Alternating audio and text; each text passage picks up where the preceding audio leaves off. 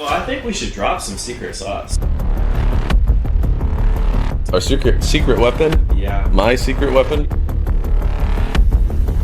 We just ran into a great problem that both of us have never dealt with before. I want to know what new products are on the market. I did want to talk about some of the changes that are going on in the roofing industry. And we've been closing deals, and everyone talks about how the industry's dying. And it seems like we're at the height of our success right now in a dying industry. More and more houses being built every day. Yeah. So there's zero chance that the industry is dying. Yeah. And what is dying is... I don't have a scarcity mindset. Exactly. What is a price that you're comfortable with that I'm not taking food off the table? The wife wanted to do metal. Husband's like, hell no. It does make us pretty unique. Yeah. Anybody's uncle can do that. We're too pretty for jail. You lose $1,500. You collect all the payments, you tack it on for free, and no laws were broken because you actually did the scope of work that insurance paid for. Yep. People need to see what you did for them every day. Yes. It's much more incentivizing.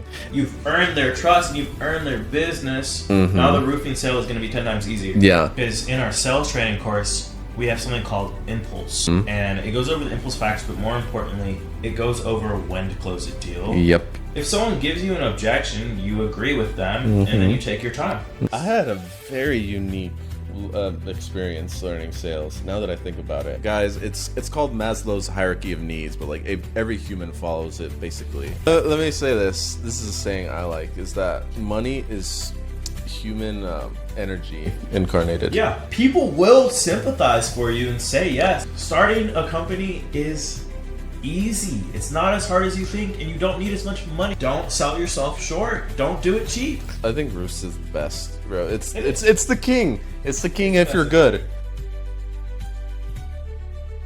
If it's just window screening or power washing, yeah, you're good. You can start it at age 16. A lot of 16-year-olds out there do it, and you've seen them, right? They're freaking killing it. They're scary good. It's the respect aspect of it. I wasn't hitting the doors at 16 years old. I wasn't either. That's kind of nerve-wracking and stressful, especially at that age. Yeah. Yeah, I will say they're brave. Be hustling those old people because they think they see their grandchildren in you. You can use empathy, or I would rather just use the word sympathy, to close deals if you're a new hire.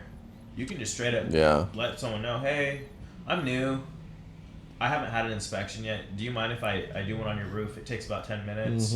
I'll get our lead inspector out here. I actually just need to learn what I'm doing. You can use that as a new hire. Yeah. And you can milk that, dude. People will sympathize for you and say yes. I would. Of course.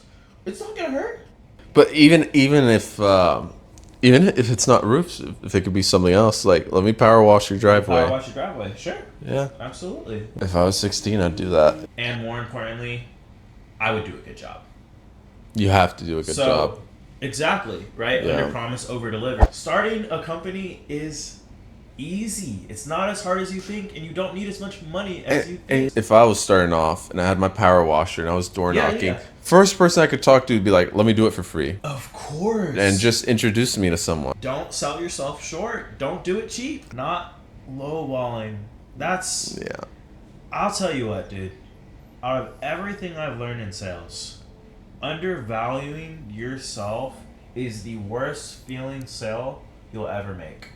It's not worth your time. When you're on job site, you don't want to be there. Yeah. There's no incentive. There's no motivation. Yeah. Where you have a $17,000 profit job on a roof or something, and you're there early. You stay up. You stay up the whole night. Yeah. You don't go to bed. I won't go. I can't go to sleep. I'm too excited. I might as well go there now. You show up early. You get a supply count early. Yeah. If there's anything wrong, you have everything there early. You have all the time in the world to get more. And this is value, and that's your value. That's what you're worth. And a lot of people don't think about their worth. They think about money, and again, money is a tool. Yeah. And you need to think about it that way, because once you start understanding that, you will not let any company, any business sell you short, pay you less than what you're worth. All of these things do matter, because if you're not forcing these to be your standards early on, you're going to quit or you're going to give up. So or you just make no money, be at the bottom. Be frustrated in Yeah. your life. Because it's a frustrating feeling. Yeah. We know what that's like. Oh yeah. Yeah. So what that means is, if you wanted to start a lawn company tomorrow, you don't just mow the lawn. You get the weed eater, and you do the edge work, and you get their yard looking better than everybody else's. Yeah. And this is when you close the actual deal, the membership. Yep. So maybe you do it for $50 the first Wait. time. And then you close the membership for X amount per year, X amount per month. Imagine you door knock. You're just starting. You want to get your recurring customers. You pitch it for free. I'll mow your yard for free because I want new customers, and do an amazing job. And then it's like, look, that's when you pitch the subscription. I think your idea is amazing. I would absolutely do that, and I would record it, and I would post it onto your social media. Oh, yeah. Of you doing it for free. Oh, yeah. I thought you were about to shit on that idea. I was about to say, I was like, dude, that's cooking. What do you mean, but? No, I was just saying, I would use that for your content. Yeah. Mm-hmm. With meta classes.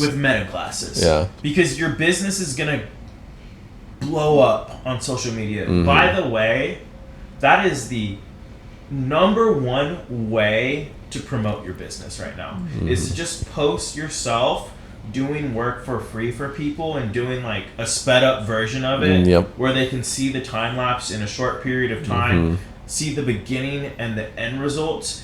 What you're doing is you're clipping free content to put on the internet, and also you're showing that you're a good person. So now all the viewers are buying into you as a human being because you're a good person, and on top of that, they're getting to see your quality work. And that's what I love about this, man, is we could go start up in a new industry tomorrow, and it would be the same easy. As long as it's within the realms of what we understand and can operate. It would get confusing if we didn't know how to operate something. Yeah. But hopping to selling floors, hopping to lawns, hopping to windows, we could do solar tomorrow. I hate solar though.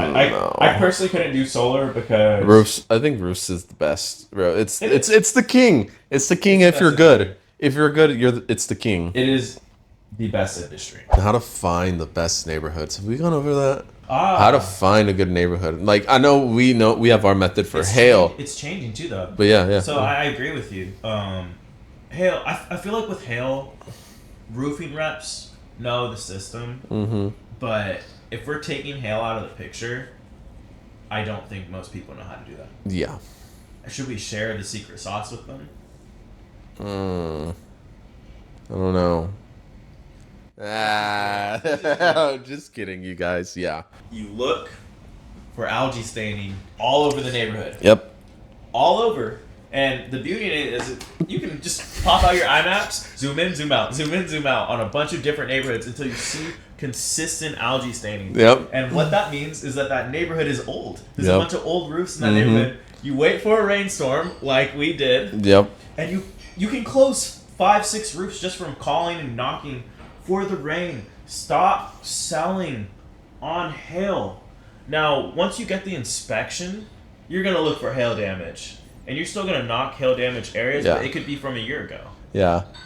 And then if you file a claim, file it for hail, even if you're talking about the leaks. Yes. And then you explain to them, it's like, look, we're going to file for hail. This is how you get the roof bought.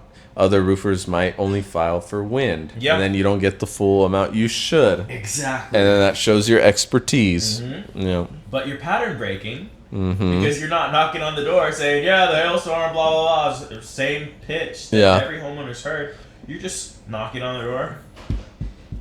Hey, I just got done at your neighbor's. They had some leaks going on. You know what I mean? Yeah. And so I'm just checking on you. How was that storm last night? Bad. It's bad. I live 30 miles down the street, and I was watching it from my balcony, and I saw the lightning. It probably sounded like World War II out there for you. I'm just guessing. Started with talking about the neighbors, their leaks. Started talking about the rainstorm. I'm trying to open up opportunity because if we're talking about the rainstorm, they might mention that they have leaks. And Yeah. if they do, you close the deal every You're time. fishing for a pain point. That's literally what it is. They'll tell you. It's they will tell you. Yeah. People will tell you how to close them. Exactly. If you're listening. Yeah, active listening. Active listening. Yeah. There you go. Your math teacher should have told you about that. But active listening is key. It's essential. Most salesmen will fail. Ignore the genuine concern. They'll ignore it. Yeah, you will fail if you're not a good Yeah. active listener. And You will then- absolutely fail. And then what happens a week later when you drive back past the house? It's a new roof. It's a new And roof. you're like, son of a bitch. Oh my gosh, that's the biggest L/pain that you can feel.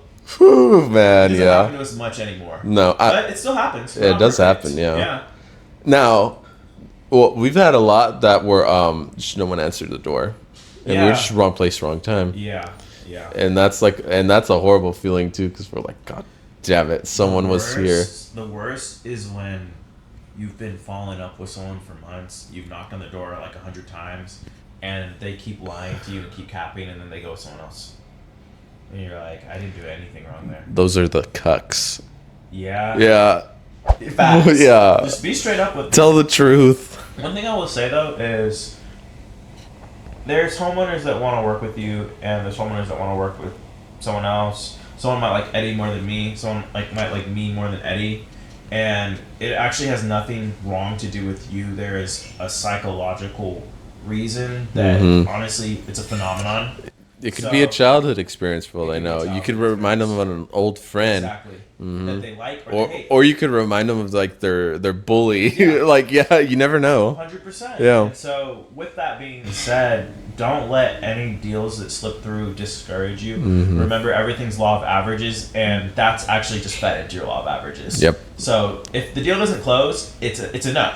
Mm-hmm. It's not a almost. It's either Yeah. yes or no. Yep. And so, don't put almost in your law of averages. Don't let them get to your head. Yeah. It was just a no. You definitely have to adopt the "it is what it is" mentality. Now, go back to either us if you're in our school community, because we'll absolutely help you with this. We'll absolutely make you a killer at the door, and we'll absolutely be able to break down anything that you are struggling with to help you improve. But if you aren't in our school community, honestly, we only offer it exclusively to the people that are within it. Go to your sales manager, go to your trainer, and run through your mistakes and what you did right, what you did wrong, and break it down with them and actually observe and analyze, where things went good and where things went wrong. That's how you really, really do improve. Yeah. You should be able to recall the whole conversation 100%. from memory. Yes. And it's harder than it sounds sometimes because you're thinking while you're having that conversation. Yes. You're trying to think what say next. What do I say next? Yes. So it can be kind of hard, but it is a good exercise. And even pitch practicing that scenario. Yeah. That is how you truly, truly get better and build your confidence. Because nothing's more terrifying when selling than fearing an objection and then someone saying it. Yeah. You already kind of lost. Yeah. You've lost. Yeah. So the best way to combat that is to pitch practice with some of your employees and have them be the hardest homeowners that you could ever deal with. Do pitch practicing exercises in the morning and have them go hard. A lot of times, what happens? They're super easy. They say yes to everything, and you don't learn anything. Yep. You need a hard bastard, someone you don't like. If you have a coworker you don't like, you two are going together. Yes. Yeah. Yes. As much as it's gonna suck. Trip them up. If you're good enough, you'll trip them up, and they'll have to say yes, or they'll look like a fool. Because if their body language is saying I'm convinced, and then they still say no, it's like, okay, yeah, I got you. You know what I mean? So and that feels great too. Yeah. Yeah.